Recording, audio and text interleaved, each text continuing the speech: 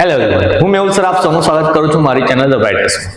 તો આજના વિડીયોમાં આપણે ડિપ્લોમા સેમેસ્ટર 5 ની ટોપ 25 મોસ્ટ આઈએમપી ક્વેશ્ચનની સિરીઝ સ્ટાર્ટ કરીએ. એમાં પાવર ઇલેક્ટ્રોનિક્સ એન્ડ ડ્રાઇવ્સ એટલે કે જેને તમે શોર્ટમાં પીડી કહેતા હશો એના મોસ્ટ આઈએમપી ક્વેશ્ચન જોઈશું.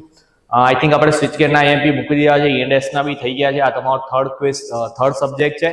ઇલેક્ટિવ બાકી છે, પણ મેં તમને પહેલા કીધું કે ઇલેક્ટિવમાં તમારા કયા સબ્જેક્ટ છે કોમેન્ટ સેક્શનમાં બતાવજો.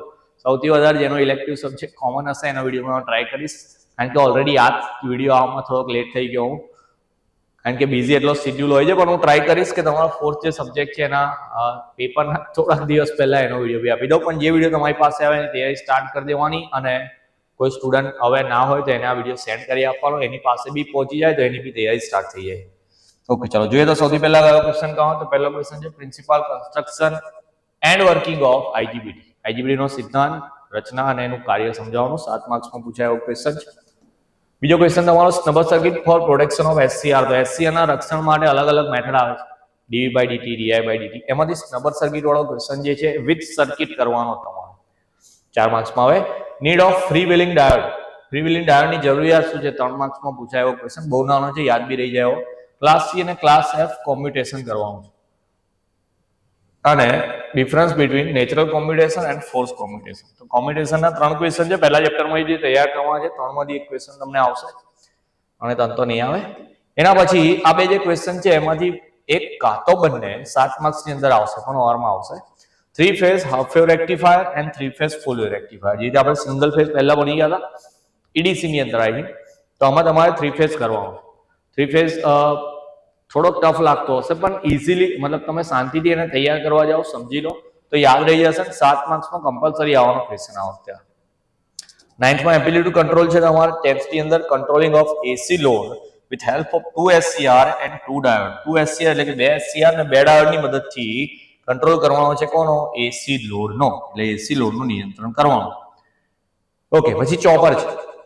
હવે ચોપર વાળા મેં અહીંયા 1 2 3 4 5 ક્વેશ્ચન લખેલા છે. 5માંથી 2 ચોપર તમને એક્ઝામમાં પૂછાવાના છે. એમાંથી મોર્ગન ને જોન્સ માંથી એક આવશે, અને આ 3માંથી એક આવશે.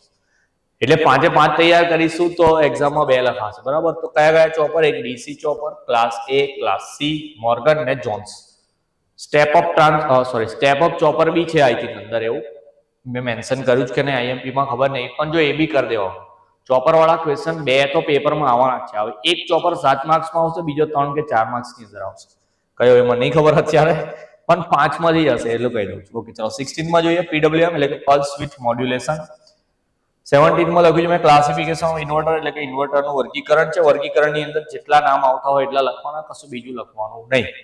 18 ની અંદર તમારું સિંગલ ફેઝ બ્રિજ ઇન્વર્ટર, આ 7 માર્ક્સમાં પૂછાઈ શકે. સિંગલ ફેઝ બ્રિજ ઇન્વર્ટર, તમે ઉપર ઇન્વર્ટરના પ્રકારો લખશો, વર્ગીકરણ એમાંથી એક ટાઈપનું છે. ઓકે, ચાલો 19માં છે speed control of DC drive with PLL method. PL એટલે કે ફેઝ લોક લૂપ મેથડની મદદથી કંટ્રોલ કરવાનું છે ડીસી ડ્રાઈવનો. 4 માર્ક્સની અંદર પૂછાશે આ વખતે ક્વેશ્ચન. 20માં જે તમારો એપ્લિકેશન ઓફ સાયક્લો કન્વર્ટરના ઉપયોગો તમારો ક્વેશ્ચન છે.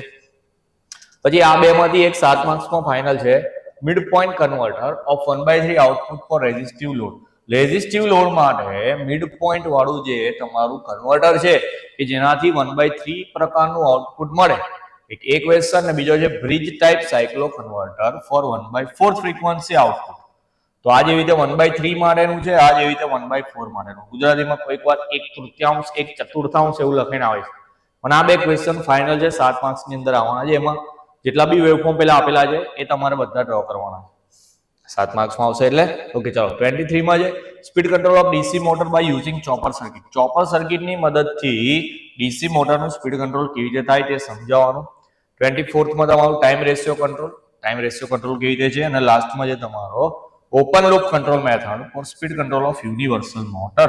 યુનિવર્સલ મોટરના સ્પીડ કંટ્રોલ માટે ઓપન લૂપ કંટ્રોલની મેથડ છે. અહીંયા ફેઝ લોક લૂપ હતી ડીસી ડ્રાઈવ માટે, અહીંયા ઓપન લૂપ કંટ્રોલ છે યુનિવર્સલ મોટર માટે. તો આટલા 25 ક્વેશ્ચન આપણે કરવાના છે પાવર ઇલેક્ટ્રોનિક્સની અંદર, કે જેથી તમે પાસ તો થઈ જ જશો, પણ સારા એવા માર્ક્સ પણ આવશે, અને તમારું ઓવરઓલ જે રિઝલ્ટ છે એમાં એસપીઆઈ બી તમારા સારા થઈ જશે. ઓકે, વિડીયો તમારી પાસે આવે પહેલા કીધું થોડોક શેર કરી આપજો. એક્ઝામને થોડાક જ દિવસ બાકી છે, તો જેની તૈયારી ના થઈ હોય તે આ વિડીયો જોઈને તૈયારી સ્ટાર્ટ કરે તો એનું સારું એવું રિઝલ્ટ આવે. તો મળી આવે નેક્સ્ટ વિડીયોમાં. ત્યાં સુધી તમારું ધ્યાન રાખવાનું, બરાબર તૈયારી કરતા રહેવાનું. જય હિન્દ, જય ભારત.